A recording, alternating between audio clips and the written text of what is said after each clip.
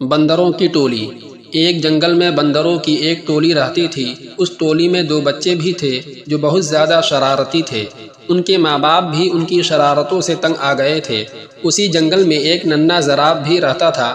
وہ بہت ہی سیدھا سادہ اور بھولا بھالا بچہ تھا۔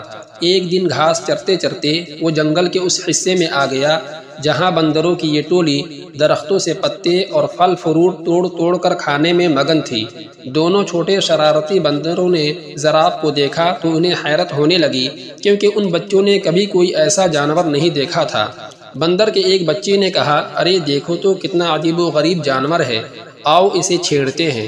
دونوں بندر کودتے پھلانگتے اس درخت پر پہنچ گئے جس کے نیچے کھڑے ہو کر زراف پتے کھا رہا تھا۔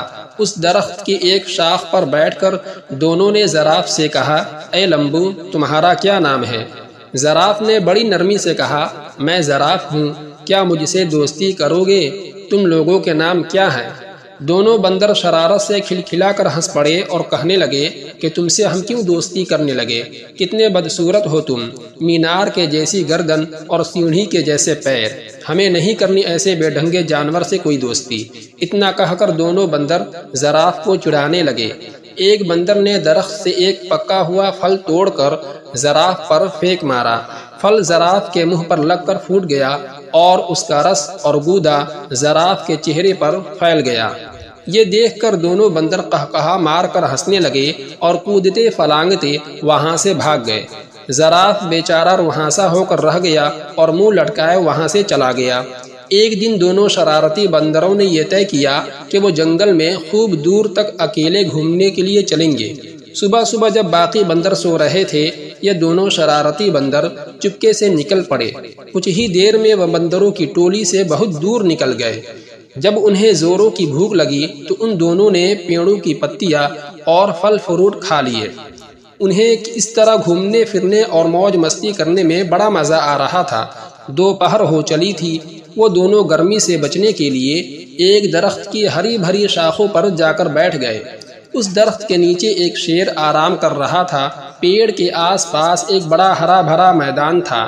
میدان کے کنارے ایک ندی بہہ رہی تھی۔ بندر اس سہانے منظر میں ایسا کھوئے کہ انہیں اس بات کا احساس ہی نہ ہوا کہ یہاں ایک شیر بھی موجود ہے۔ لیکن جب شیر اپنے چہرے پر بیٹھی ہوئی مکھیوں کو اڑانے کے لیے غرایا تو بندروں نے شیر کو دیکھ لیا۔ شیر کو دیکھتے ہی وہ بری طرح ڈر گئے۔ کچھ ہی دیر بعد انہیں یہ محسوس ہوا کہ ہم درخت کے اوپر محفوظ ہیں۔ چونکہ ان کے اندر شرارت کوٹ کوٹ کر بھری ہوئی تھی، اس لیے یہاں بھی انہیں شرارت سوجھنے لگی۔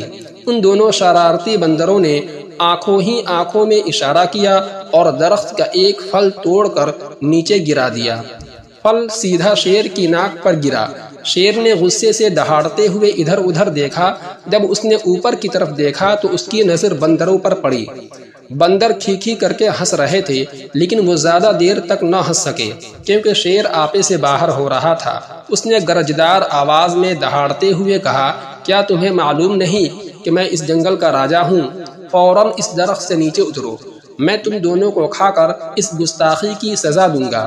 بندروں کو پھر ہنسی آ گئی۔ انہیں یقین تھا کہ ہم درخت پر محفوظ ہیں۔ شیر ان کو اس طرح دوبارہ ہنستے ہوئے دیکھ کر غصے سے آگ بگولا ہو گیا اور اپنے پیروں کو سمیٹ کر اسپرنگ کی طرح تیزی سے اچھلا۔ ان دونوں شرارتی بندروں نے دیکھا کہ شیر کا جبڑا کھلا ہوا ہے اور اس کے تیز نوکیلے دانت ان کی طرف ہیں، اور وہ بڑی تیزی سے اچھلتے ہوئے بالکل ان کے قریب آ گیا ہے۔ دونوں بندروں کے تو ہوش بھی اڑ گئے اور ان کی ساری شرارت دھری کی دھری رہ گئی اور وہ دونوں ڈر کے مارے ایک دوسرے سے بری طرح لپٹ گئے۔ شیر نے چھلانگ تو بہت اچھی لگائی تھی، لیکن جس شاخ پر وہ دونوں بندر بیٹھے ہوئے تھے شیر وہاں تک نہیں پہنچ سکا۔ شیر نے دوبارہ زبردست چھلانگ لگائی۔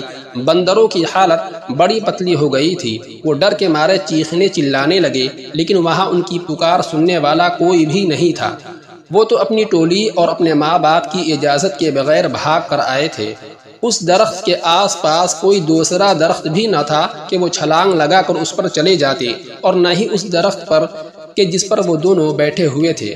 اونچائی کی طرح کوئی مضبوط شاخ تھی جس پر جا کر وہ بیٹھ سکتے۔ یوں سمجھ لے کہ شرارتی اور نافرمان بندر آج بری طرح پھنس گئے تھے۔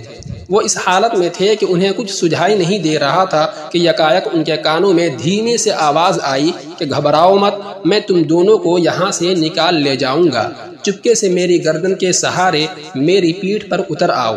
وہ کیا دیکھتے ہیں کہ ان کے ٹھیک اوپر درخت کے پتوں کے درمیان سے اسی زراف کا سر نکلا ہوا تھا جس کا ان لوگوں نے کچھ دن پہلے خوب مذاق اڑایا تھا۔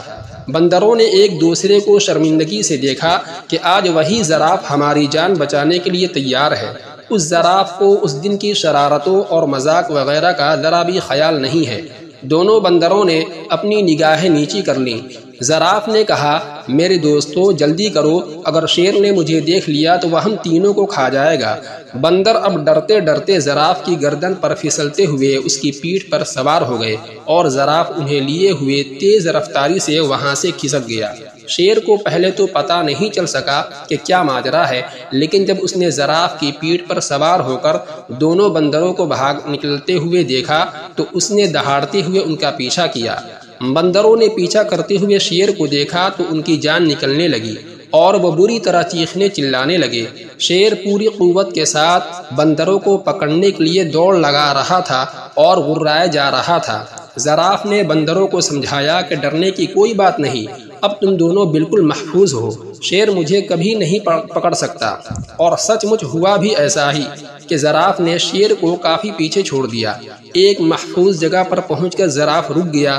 بندر چھلانگ لگا کر اس کی پیٹھ سے نیچے اتر گئے۔ تب زراف نے ان دونوں سے کہا، اس دن تم دونوں نے میری لمبی گردن اور میری ٹانگوں کا بہت مذاق اڑایا تھا نا، آج دیکھ لیا نا کہ انہی کی وجہ سے تم لوگوں کی جان بچ سکی ہے۔ لمبی گردن کی وجہ سے ہی میں تم دونوں کو دور سے دیکھ سکا اور درخت سے تم کو اتار سکا، اور لمبی ٹانگوں کی وجہ سے تیز دوڑ سکا۔ بندر اس پر کیا کہہ سکتے تھے؟ دونوں نے شرم کے مارے اپنی اپنی گردنیں جھکا لی اور خاموش رہے۔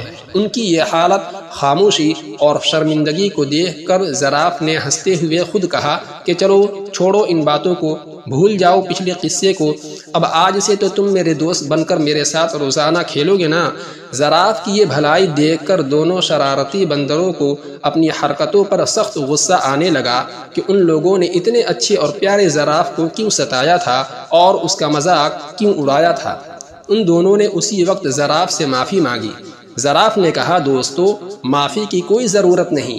اتنے بڑے دل والے زراف کی یہ باتیں سن کر ان دونوں شرارتی بندروں نے فیصلہ کر لیا کہ آج کے بعد سے وہ کسی کو نہیں ستائیں گے اور کسی کا مذاق نہیں اڑائیں گے۔